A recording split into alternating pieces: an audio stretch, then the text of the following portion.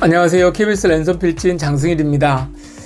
벌써 5번째 시간입니다. 처음에 제가 랜선 필진을 시작할 때 이슈가 되는 판례를 중심으로 이야기를 나누겠다 이렇게 말씀을 드렸는데, 판례 이야기를 하다 보니까 법원을 좀 비판하게 되고 검찰도 비판하게 되고 또 그러다 보니까 약간 정치적 이야기도 하게 되고 배가 산으로 간다 싶어서 오늘은 아주 객관적인 판례 이야기만 하도록 하겠습니다. 주제는 간통죄와 주거침입죄인데요. 간통죄가 이제 죄가 되지 않는다는 것은 다 알고 계실 겁니다. 지난 2015년 2월에 헌법재판소는 간통죄가 우리 헌법상 사생활의 비밀과 자유 그리고 성적 자기결정권을 침해한다는 이유로 위헌으로 결정을 했습니다. 그 당시에 재판관 9명 중에서 7명이 위헌 결정을 내렸고요. 2명이 합헌 결정을 내렸습니다. 그 간통죄를 계속 유지해야 된다고 봤던 재판관 중 한 명이 그 지난 대통령 탄핵 때 결정문을 낭독했던 이정미 재판관입니다. 그 당시 합헌 의견에서도 언급이 좀 되었습니다만, 제 개인적으로도 간통죄는 좀 유지되는 것이 건전한 혼인 관계를 유지하고 또 일부 일처제라는 사회제도, 또 형식적으로나마 건전한 성풍속을 유지하는 데 도움이 좀 될 것으로 봅니다. 그런데 어쨌든 현재는 간통이 범죄는 아닙니다. 그래서 어찌 보면 대한민국은 간통의 자유가 있는 거죠. 판례를 보다 보면 약간 간이 배 밖으로 나오는 사람들이 있습니다. 어떤 경우냐면 그 내연남이나 내연녀를 자기 집으로 불러들여서 성관계를 갖는 거죠. 제3의 장소가 분명히 있을 텐데, 그리고 그 집은 자기 자녀들도 같이 지내는 집일 텐데 어떻게 또 그렇게도 하는지 이해가 좀 안 됩니다. 제가 오늘 소개할 판례는 이제 두 가지가 있는데요. 첫 번째 사례는 지난주에 서울지방법원에서 나온 판례입니다. 그 남편이 해외 출장 중인데 내연남을 자기 집으로 끌어들여서 수십 차례 관계를 가진 사안이 있었는데요. 남편이 이 사실을 알고 간통으로 고소를 하려고 했는데 간통죄는 이미 비범죄화 되어 있고, 그래서 할 수 없이 그 내연남에 대해서 왜 내 집에 함부로 들어왔느냐 이렇게 하면서 주거침입죄로 고소를 했습니다. 이제 결과적으로는 내연남은 주거침입죄로 유죄 판결을 받았습니다. 징역형을 받은 건 아니고요. 원래 약식명령으로 벌금형을 받았다가 불복해서 정식재판을 청구하고 그 재판에서 벌금 500만 원을 선고받았습니다. 법원은 지난 6월 이 씨에게 벌금 500만 원을 선고했습니다. 간통이 더 이상 범죄는 아니지만 이 씨가 성행위를 목적으로 A 씨의 주거지에 들어가 사생활과 주거의 평온을 침해했다는 겁니다. 이처럼 간통죄 폐지 이후 주거침입죄로 간통 상대방을 처벌하는 사례가 늘고 있습니다.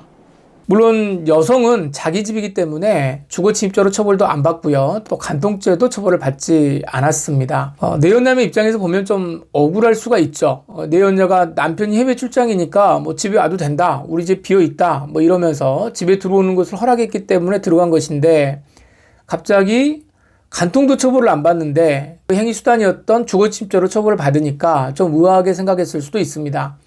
근데 우리 판례를 검색해보면 이런 경우가 꽤 있습니다. 그런데 대법원은 이런 사안에 대해서 매우 확고한 견해를 가지고 있습니다. 주거침입죄에서의 보호법익은 주거권자의 사생활의 평온이라고 하는데요. 주거권은 그 주거에 거주하는 모든 구성원이 갖습니다. 따라서 그 구성원 중에 한 사람의 의사에 반해서 주거에 들어왔다면 주거침입죄가 성립한다고 봅니다. 사안에 적용을 해보면 자기 부인이 다른 남성과 자기 집에서 이러쿵저러쿵 했다면 부인은 기쁨을 누렸을지 모르지만 그것으로 인해서 배우자인 남편은 그 집에서 가지는 사실상의 평온이 깨졌다고 보는 것이죠.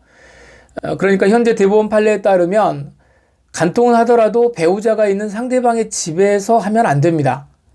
이게 지금 이번 달에 나온 서울중앙지방법원 판례고요. 이 판례는 기존의 대법원 판례를 그대로 따르고 있습니다.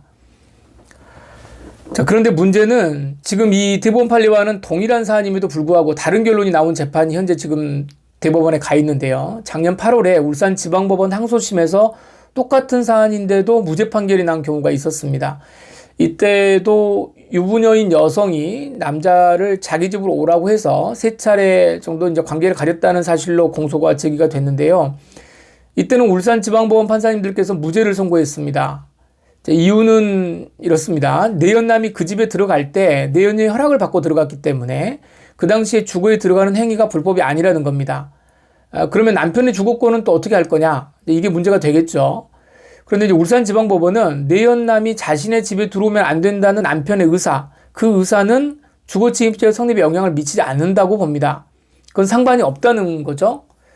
남편이 만약에 이제 기분이 나쁘면 내연남에게 민사상 손해배상 책임을 뭐 묻든지 그건 네가 알아서 하고 형법적으로는 아무런 문제가 없다. 이렇게 해서 무죄 판결이 나온 겁니다.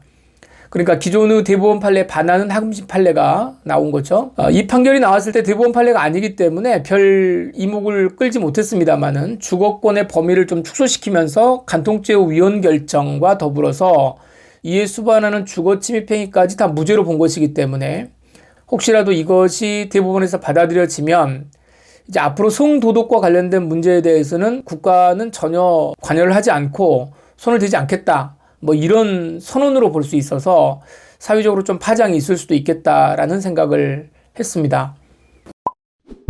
간통죄와 주거침입죄의 관계에 대해서 뭐 기존의 대법원에 충실한 서울중앙지방법원 판결과 또 이에 반하는 울산지방법원 항소심 판결을 제가 말씀을 드렸는데요. 물론 이제 조만간 대법원에서 정리가 되겠죠.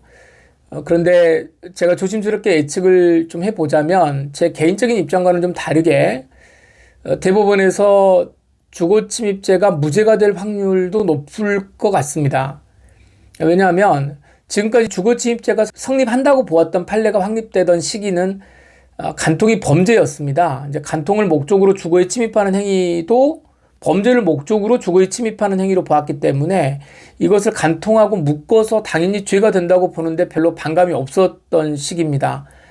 그때는 뭐 처벌의 필요성 또는 당위성이 인정되었던 것이죠. 그런데 아시다시피 이제 간통이 형법상 죄가 되지 않습니다. 자, 그렇다면 사안에서 내연남이 설령 간통을 목적으로 유부녀인 내연녀의 집에 들어간다고 하더라도 범죄 목적으로 들어가는 게 아닌 거죠. 이것만으로도 주거에 들어가는 행위의 범죄성이 과거보다는 좀 낮게 평가될 여지가 있습니다.